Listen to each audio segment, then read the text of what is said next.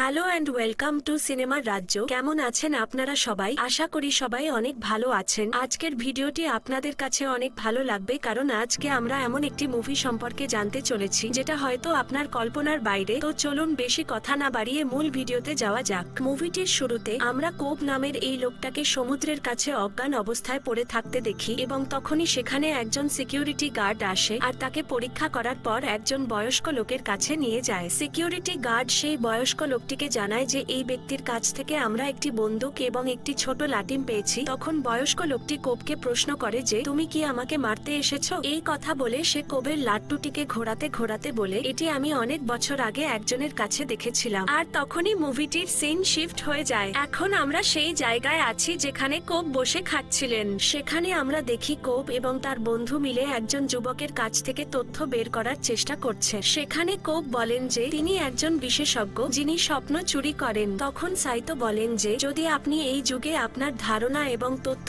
আপনার মনে সুরক্ষিত রাখতে চান, তবে আপনার আমার কাছ থেকে প্রশিক্ষণ নেওয়া উচিত। তখন কোব বলেন যে আমি কেন তা করব? তখন কোব বলেন যে তিনি সেই চোর যিনি মনের গভীরে চুরি করতে সবচেয়ে দক্ষ। কিন্তু সাইতো একজন বড় মানুষ হওয়ায় তিনি জানেন যে তিনি এখন একটি স্বপ্নে আছেন, এবং তাই তিনি কোবের কথা বুঝতে পারেন এবং তার ফাঁদে পড়েন না। তাই কোবের পরিকল্পনা সেখানেই ভেস্তে যায় এবং তার প্রথম স্বপ্ন ভেঙে যায়। যখন তাদের চোখ খোলে তখন তারা অন্য একটি ঘরে থাকে। সেখানে সাইতো বলেন যে এটি আমার পুরনো বাড়ি যেখানে আমি আগে থাকতাম। কিন্তু কথা বলতে বলতে যখন কোব তাকে জিজ্ঞাসাবাদ করতে শুরু করেন, তখন সাইতো মাটিতে পড়ে যান এবং বলেন যে আমার বাড়ির নিচের কার্পেটটি মখমলের ছিল, কিন্তু এখানে পলিয়েস্টার। এর মানে এটিও একটি স্বপ্ন। আপনি যদি এখনো আমাকে জিজ্ঞাসাবাদ করেন, তবে আপনি আমার কাছ থেকে কি পেতে চান তা আমাকে বলুন। এবং সেখানে তাদের দ্বিতীয় স্বপ্নও ভেঙে যায়, যা মূলত আর্থারের মনে চলছিল। এখন আমরা জানতে পারি যে তাদের একটি দল আছে যার মধ্যে আর্থার এবং অ্যারিয়াডনের স্থপতি। স্বপ্ন জগতে এরিয়াডনে এমন জিনিস তৈরি করে যা ক্লায়েন্টের কাছে তাদের নিজের জগতের মতো মনে হয়। কিন্তু দ্বিতীয় স্বপ্নেও ব্যর্থ হওয়ার কারণে তারা তিনজন সেখান থেকে পালিয়ে যায়, এবং কিছুক্ষণ পর সাইতো, যার মনের রহস্য তারা জানতে চেয়েছিল, তাদের সামনে আসে এবং তাদের মধ্যে আর্থারকে ধরে নিয়ে যায়। তখন কোব আবার সাইতোকে জিজ্ঞেস করে যে সে আর্থারের কি করবে। তখন সাইতো বলে যে এতে তোমার কিছু করার নেই, তুমি আমার জন্য কাজ করবে যদি তুমি তোমার বন্ধুকে বাঁচাতে চাও। তখন কোব জিজ্ঞেস করে যে তাকে তার জন্য কি কাজ করতে হবে। তখন সাইতো বলে তার একজন প্রতিযোগী আছে, বয়স্ক ব্যক্তি যার নাম মরিস ফিশার, যিনি মূলত একটি বিশাল পাওয়ার প্ল্যান্টের মালিক।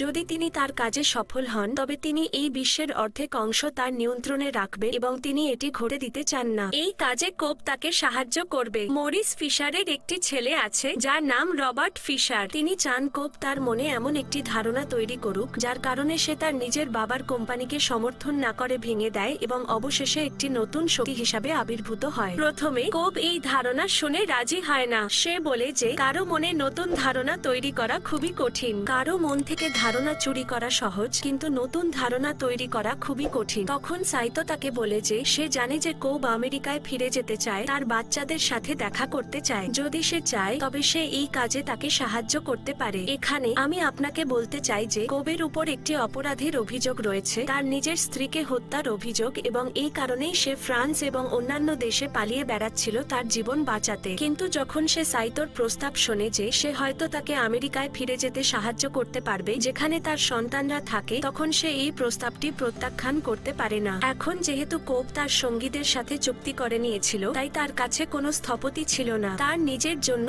একজন নতুন স্থপতির প্রয়োজন ছিল। তাই সে তার শ্বশুর মশাই মাইলের সাথে দেখা করতে যায়, যিনি প্যারিসের একটি কলেজের পদার্থবিদ্যার অধ্যাপক ছিলেন। কোব তার সাথে দেখা করে এবং তাকে বলে যে তার এমন একজন স্থপতির প্রয়োজন যে তার কাজে তাকে সাহায্য করতে পারে। তখন মাইলস তাকে তার একজন ছাত্রীর কথা বলেন যার নাম অ্যারিয়াডনে। তাদের দুজনের দেখা হয় এবং সেখানে কোব তাকে বলে যে তার একজন স্থপতির প্রয়োজন যে স্বপ্নের জগতে তার জন্য সুন্দর সুন্দর বিল্ডিং এবং কিছু ভালো নকশা তৈরি করতে পারবে। স্থাপত্য যত ভালো হবে, আমাদের ক্লায়েন্ট ততই বেশি সেখানে আটকা পড়বে। কিন্তু তার জন্য তোমাকে পরীক্ষা পাস করতে হবে। তোমাকে 2 মিনিটের মধ্যে এমন একটি গোলকধাঁধা তৈরি করতে হবে যা তুমি 1 মিনিটের মধ্যে সমাধান করতে পারবে। অ্যারিয়াডনে নতুন নতুন গোলকধাঁধা তৈরি করার চেষ্টা করে এবং অবশেষে পরীক্ষায় পাশ করে। তারা কথা বলতে বলতে একটি কফি শপে পৌঁছায়, যেখানে কোব তাকে বলে যে এই পৃথিবীও আসল নয়, তুমি এখনো একটি স্বপ্নে আছো, এবং দেখতে দেখতে সেখানে বিস্ফোরণ শুরু হয়। তখন আমরা জানতে পারি যে স্বপ্নের জগতে আমরা যা খুশি করতে পারি। এই পৃথিবীটি আমরা আমাদের মনের ভেতর থেকে তৈরি করেছি। অ্যারিয়াডনে একবার চেষ্টা করে এবং তার মন থেকে নতুন নতুন স্থাপত্য তৈরি করতে শুরু করে এবং সে এমন জায়গা তৈরি করতে শুরু করে যেখান থেকে সে আগে কখনো হেঁটে যেত, যেমন কলেজের পথ বা বাড়ি ফেরার পথ।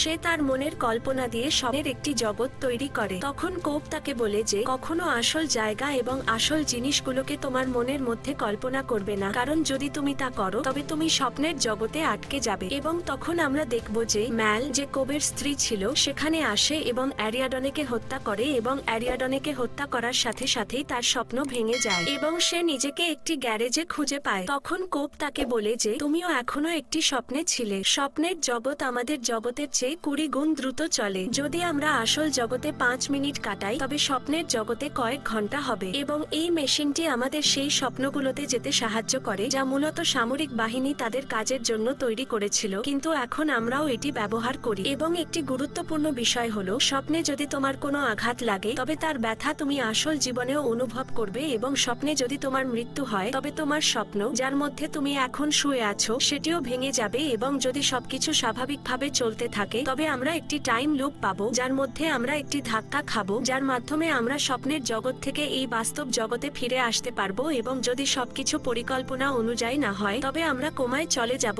এবং সেই জগতে আটকে যাব। এখন এই দুর্দান্ত এবং ঝুঁকিপূর্ণ কাজটি করার জন্য কোবের একটি বড় দলের প্রয়োজন ছিল। এর মধ্যে সে আর্থারকে অন্তর্ভুক্ত করে, যে মূলত একজন ভালো ছদ্মবাসী। সে মানুষের রূপ নিতে খুব দক্ষ। এবং তারপরে কোব একজন ঔষধি বিজ্ঞানী ইউসুফের সাথে দেখা করে, যে চেতনানাশক ওষুধ তৈরিতে খুব দক্ষ। যখন এরা সবাই একত্রিত হয় তখন তারা তাদের পরিকল্পনা বাস্তবায়নের চেষ্টা করে। তারা ধীরে ধীরে সেই সমস্ত দিকের দিকে মনোযোগ দেয় যা স্বপ্নের জগতে ঘটতে চলেছে। এবং কোব বলে যে যদি আমাদের এই বড় কাজটি করতে হয় তবে একটি স্বপ্ন দিয়ে কাজ হবে না, এর জন্য আমাদের স্বপ্নের 3টি স্তর তৈরি করতে হবে। তখন কোব পরিকল্পনা করে যে আমাদের এই বাস্তব সময়ে, অর্থাৎ বাস্তব জগতে, একজন মানুষকে 10 ঘন্টা অজ্ঞান করে রাখতে হবে। এর ফলে আমরা স্বপ্নের প্রথম স্তরে পুরো 1 সপ্তাহ পাবো। এবং যদি আমরা 1 সপ্তাহের মধ্যে আবারও 19 জন লোককে একত্রিত করে স্বপ্নে শুয়ে দিতে পারি তবে সেখানে আমরা 6 মাস পাবো। এবং যদি আমরা স্বপ্নের জগতে ফিরে যাই এবং তাকে আবারও স্বপ্নে শুয়ে দিই তবে সেখানে আমরা পুরো 10 বছর পাবো। এবং এখন তাদের লক্ষ্য হলো রবার্ট ফিশার, যে মরিস ফিশারের ছেলে। তাদের পরিকল্পনা হলো প্রথম স্তরে রোবটের মনকে এমন ভাবে ম্যানিপুলেট করা যাতে সে তার বাবার পদাঙ্ক অনুসরণ না করে। এবং দ্বিতীয় স্তর, অর্থাৎ স্বপ্নের দ্বিতীয় দিকটিতে, তারা তার মনে ঢুকিয়ে দেবে যে সে নিজেই কিছু করে দেখাবে, অর্থাৎ সে তার বাবার চেয়ে ভালো হওয়ার চেষ্টা করবে এবং হয়েও দেখাবে। এবং তৃতীয় স্তরে তাকে তার বাবার পক্ষ থেকে বিশ্বাস করানো হবে যে আমার মতো হয় না, কারণ আমি আমার জীবনে যা কিছু করেছি তা সবই বৃথা হয়েছে। যদি আমার মতো হও তবে তুমি ধ্বংস হয়ে যাবে। এখন এই সব সিদ্ধান্ত হয়ে যাওয়ার পরে পুরো দল প্রথম স্তরের জন্য প্রস্তুত হয় এবং ফিশারের মনে প্রবেশ করে। কিন্তু সেখানে পৌঁছানোর সাথে সাথেই তারা জানতে পারে যে ফিশারও একজন বড় মানুষ, সেও মনের চুরি সম্পর্কে আগে থেকেই জানে। তাই সেখানে ফিশারের কিছু সৈন্য আগে থেকেই উপস্থিত থাকে, যারা কোবের দলের উপর গুলি চালায় এবং এই গুলিতে সাইতোর গুলি লাগে। তখন দলের বাকি সদস্যরা বলে, কেন আমরা তাকে এখানেই গুলি করে মারবো না, যাতে সে আবার আসল জীবনে জেগে ওঠে? তখন কোব বলে, না,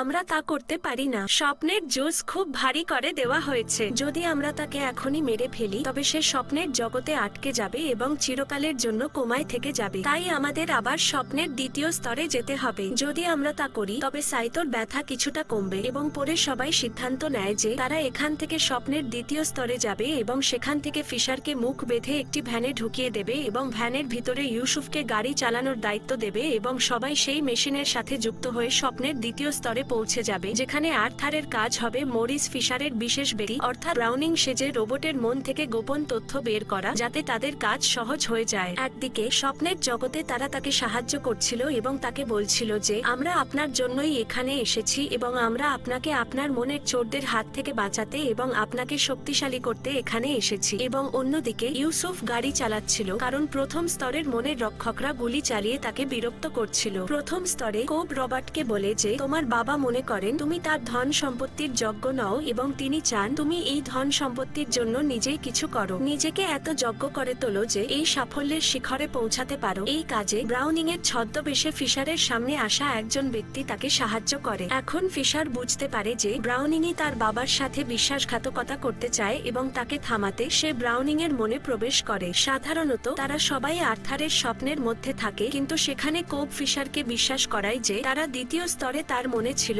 এবং এখন তারা তৃতীয় স্তরে ব্রাউনিং এর মনে প্রবেশ করছে। তারা ব্রাউনিং এর মনের স্বপ্নে প্রবেশ করছে, যেখানে তারা জানতে পারবে যে ব্রাউনিং কেন তার বাবার সম্পত্তির পেছনে লেগেছে। এবং আমরা দেখি যে তারা সবাই একটি বরফের জায়গায় পৌঁছে যায়, যেখানে একটি ছোট বাড়িও থাকে, কিন্তু সেখানে প্রচুর নিরাপত্তাও থাকে এবং একই সাথে তারা সংকেত পায় যে তৃতীয় স্তরে তাদের কাছে মাত্র 1 ঘন্টা সময় আছে, যা দ্বিতীয় স্তর অনুযায়ী 3 মিনিট এবং বাস্তব জগতে কয়েক সেকেন্ড। এখন তারা প্রথম স্তর এবং দ্বিতীয় স্তরে ঘুমাচ্ছে, কিন্তু এখানে তাদের কাছে তাদের কাজ শেষ করার জন্য মাত্র 1 ঘন্টা সময় আছে এবং যদি তারা সময় মতো কাজ শেষ করতে না পারে তবে তারা একটি স্তরে জেগে উঠতে শুরু করবে, যার ফলে তাদের পরিকল্পনা আবার সম্পূর্ণরূপে ব্যর্থ হয়ে যাবে। এবং যদি তারা আমেরিকায় পৌঁছায় তবে কোব সম্পূর্ণরূপে জেলে যাবে, কারণ তারা যে বিমানে ছিল সেটি মূলত ক্যালিফোর্নিয়ার বিমান ছিল, যা আমেরিকার মধ্যেই পড়ে এবং যদি সবকিছু পরিকল্পনা অনুযায়ী না হয় তবে আমেরিকার পুলিশ তার স্ত্রীকে হত্যার অভিযোগে তাকে গ্রেপ্তার করবে।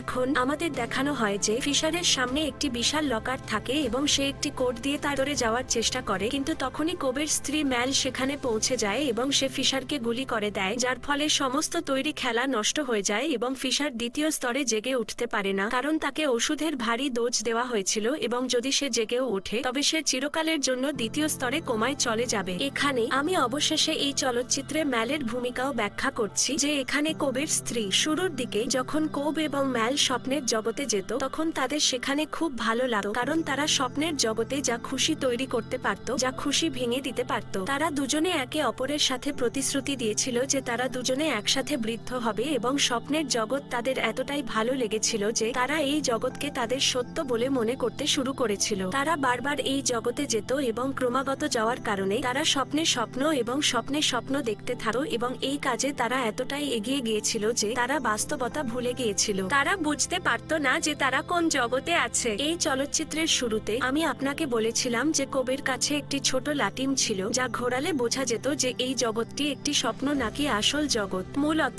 এই লাটিমটি আসলে ম্যালেরই ছিল। তারা দুজনে স্বপ্নের জগতে প্রায় 50 বছর কাটায় এবং যখন তারা তাদের স্বপ্নের জগৎ থেকে ফিরে আসে তখন কোব জানে যে তারা বাস্তব জগতে আছে, কিন্তু ম্যাল বিশ্বাস করে না যে তারা এখনো বাস্তব জগতে ফিরে এসেছে। এবং যেমনটি আমি আপনাকে বলেছি যে স্বপ্নের জগৎ থেকে জাগার জন্য আমাদের নিজেদের জীবন নিতে হয়, তাই ম্যাল বারবার কোবকে বলে যে তারা আসল জগতে নেই, তাদের জাগতে হবে। আসল জগতে পৌঁছানোর জন্য তাদের নিজেদের জীবন নিতে হবে। যদি তারা তা করে তবে তারা তাদের সন্তানদের সাথে দেখা করতে পারবে, কারণ তাদের সন্তানদের সাথে দেখা না করে অনেক সময় হয়ে গেছে, অনেক দীর্ঘ সময় হয়ে গেছে। কোবের মতে তারা বাস্তব জগতে ছিল, কিন্তু ম্যালের মতে তারা এখনো সেই স্বপ্নের জগতে ছিল যেখান থেকে তাদের জাগতে হবে। এবং এই কারণেই সে একটি চিঠি তৈরি করে এবং একটি হোটেলের ছাদ থেকে ঝাঁপ দেয় এবং একটি চিঠি রেখে যায় যে আমার স্বামী আমাকে মেরে ফেলতে চায়, এবং সেই চিঠির কারণে পুলিশ কোবকে গ্রেপ্তার করতে আসে। এবং অবশেষে কোবের আইনজীবী তাকে বলে যে তোমার এখান থেকে পালানোর একটি সুযোগ আছে, যদি তুমি এখনই এই দেশ থেকে বেরিয়ে যাও তবে পুলিশ তোমাকে এখানে গ্রেপ্তার করতে পারবে না, যত তাড়াতাড়ি সম্ভব এখান থেকে চলে যাও। এখন গল্পের মোড় হলো ম্যাল যে মারা গেছে সে মূলত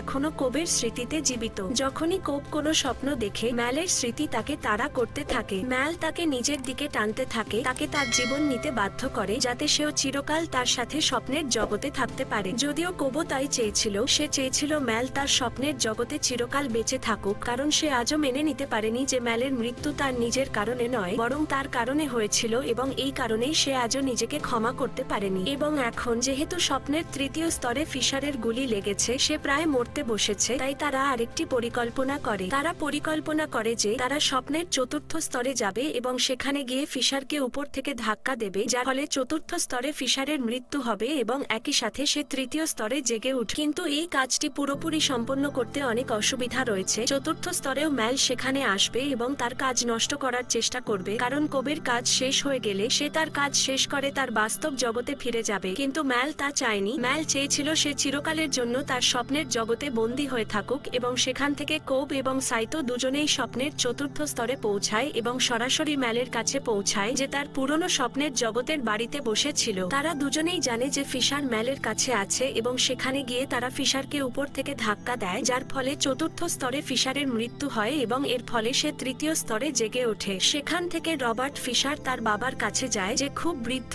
এবং অসুস্থ হয়ে পড়েছিল। রবার্ট তার বাবাকে বলে, সরি বাবা, আমাকে ক্ষমা করে দিন, কারণ আমি আপনার মতো হতে পারিনি। তখন মরিস তার ছেলেকে বলে, বাবা আমি হতাশ হয়েছিলাম কারণ তুমি আমার মতো হতে পারছো না। না এবং অবশেষে রবার্টের মনে এই কথাটি গেঁথে যায়। সে বুঝতে পারে যে তার বাবা চান সে নিজের জন্য কিছু কাজ করুক, সে এমন কিছু করুক যা সম্পূর্ণ তার নিজের ক্ষমতার ওপর নির্ভর করে এবং অবশেষে সে সিদ্ধান্ত নেয় যে সে নিজের একটি নতুন কোম্পানি তৈরি করবে এবং এর সাথে তৃতীয় স্তরের স্বপ্নটি ভেঙে যেতে শুরু করে এবং স্বপ্নের সাথে সাথে স্বপ্নের মধ্যে থাকা বাকি সবাইও একে একে চলে যেতে শুরু করে। কিন্তু আমরা এখানে দেখি যে কোব এবং সাইতো সেই তৃতীয় স্তরের স্বপ্নের মধ্যেই থেকে যায়। এখন এটি এই কারণে হয় কারণ তৃতীয় স্তর পর্যন্ত আসতে আসতে সাইতোর অবস্থা খুব খারাপ হয়ে যায় এবং সে তার ধাক্কা দিয়ে দ্বিতীয় স্তরে জেগে উঠতে পারে না এবং এই কারণেই সে স্বপ্নের তৃতীয় স্তরে আটকে যায় এবং এই বিষয়টি আপনার খুব ভালোভাবে জানা ছিল। বিমানটি শীঘ্রই ক্যালিফোর্নিয়ায় অবতরণ করতে চলেছে এবং যদি সাইতো তাকে সাহায্য না করে তবে ক্যালিফোর্নিয়ার পুলিশ তাকে গ্রেপ্তার করে তার স্ত্রীকে হত্যার অভিযোগে জেলে ভরে দেবে। তাই কোবের সাইতোর সাথে বাস্তব জগতে জেগে ওঠা খুবই জরুরি ছিল কারণ সাইতোই সমস্ত ঝামেলা মিটিয়ে কোবকে একটি নতুন জীবন দিতে পারে এবং এখন কোবো তার স্বপ্নের চতুর্থ স্তর থেকে তৃতীয় স্তরে এসে সাইতোকে খোঁজার চেষ্টা করে কারণ সাইতো এখন তৃতীয় স্তরে কোথায় আছে তা জানা নেই। কিন্তু অনেক বছর পর অবশেষে কোব সাইতোকে খুঁজে পায় এবং এটি সেই দৃশ্য যা চলচ্চিত্রের শুরুতে দেখানো হয়েছিল। এটি সেই সাইতো যে তার তৃতীয় স্তরের স্বপ্নে অনেক বছর ধরে বেঁচে ছিল